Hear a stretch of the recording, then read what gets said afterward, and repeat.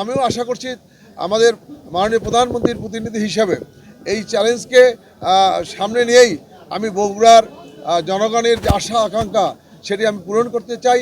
17 বছর বগুড়াবাসী যেভাবে বঞ্চিত ছিল, অবহেলিত ছিল, সেই বঞ্চিত অবহেলিত মানুষকে সঙ্গে নিয়েই বগুড়ার সকল উন্নয়ন কর্মকাণ্ড আমি করতে চাই এবং ইনশাল্লাহ ইতিমধ্যেই আপনারা তার প্রমাণ পেয়েছেন। গত কালই আমাদের মাননীয় প্রতিমন্ত্রী মীর শাহ আলম সাহেব এসেছিলেন। তিনি অলরেডি বলেছেন যে কোথায় কার কি কোন সমস্যা, সকল সমস্যা প্রত্যেকটি সেক্টর আমাদের কাছে অবহিত করবেন, আমাদেরকে জানাবেন, আমরা সেই সেক্টর অনুযায়ী আমরা কাজ করব। আর ইতিমধ্যে আমাদের যে বিমানবন্দর, বগুড়া সিটি কর্পোরেশন, বগুড়া পূর্ণাঙ্গ বিশ্ববিদ্যালয়, বগুড়া রেলওয়ে, সেগুলো কাজ চলমান রয়েছে এবং এটি দ্রুতগতিতে যেন সামনে এগিয়ে নিয়ে যাওয়া যায় সেজন্য আমাদের বর্তমান প্রধানমন্ত্রী জনাব তারেক রহমান কাজ করছেন।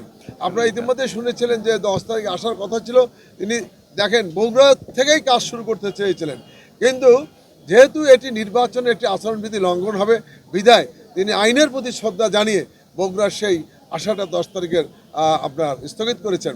কাজে এর থেকেই প্রমাণিত হয় যে বগুড়ার মানুষের প্রতি তার ভালোবাসা কত। যেহেতু তিনি বাংলাদেশের প্রধানমন্ত্রী, সকল মানুষের প্রতি ভালোবাসা থাকবে, কিন্তু জন্মস্থান নারীর টান তো আলাদা থাকবে। কাজে আমরা আমাদের কৌশল নিয়ে আমরা কাজ করব যাতে ভোটাররা ভোট কেন্দ্রে এসে ভোট কেন্দ্রে অংশগ্রহণ করে এবং বগুড়ার উন্নয়নে শরিক হয়।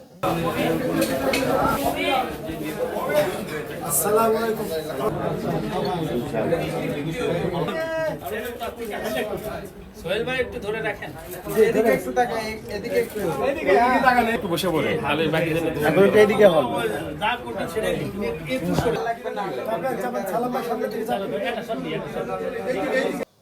এখানেই বেড়ে ওঠা, এখানেই জন্ম, এখানেই বেড়ে ওঠা, এখানেই আমার রাজনীতি করা।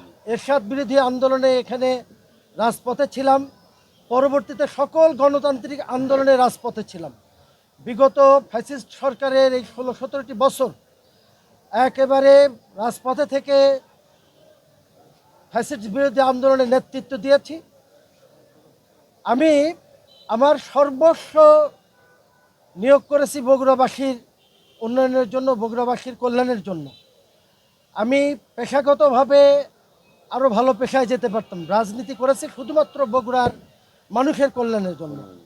আমি বিশ্বাস করি বগুড়ার মানুষ আমার বিগত দিনের এই ত্যাগ কোরবানির দিকে তাকিয়ে একটাবারের জন্য হলেও বগুড়ার মানুষ আমাকে এবার সুযোগ দেবেন, আমি এটা মনে প্রাণে বিশ্বাস করি। গত নির্বাচনে আমার জন্য একটা বাড়তি ছিল যে তারেক সাহেব তো আসলে একটা দলের প্রধান, তার সাথে লড়াই করাটা আসলে বড় ধরনের একটা লড়াই ছিল। তারপরেও যে পরিমাণ ভোট পেয়েছে, জনগণ যেভাবে ভোট দিয়েছেন, আমি তাদের প্রতি সন্তুষ্ট এবং তাদের কল্যাণ কামনা করি। এখন যেহেতু তারেক সাহেব নেই, আমি মনে করি বগুড়ার মানুষ আমাকেই এবার ভোট দিয়ে নির্বাচিত করবে এবং বগুড়ার মানুষের পাশে থেকে সেবা করার সুযোগ দেবে বলে আমি বিশ্বাস করি। ধন্যবাদ সকলকে।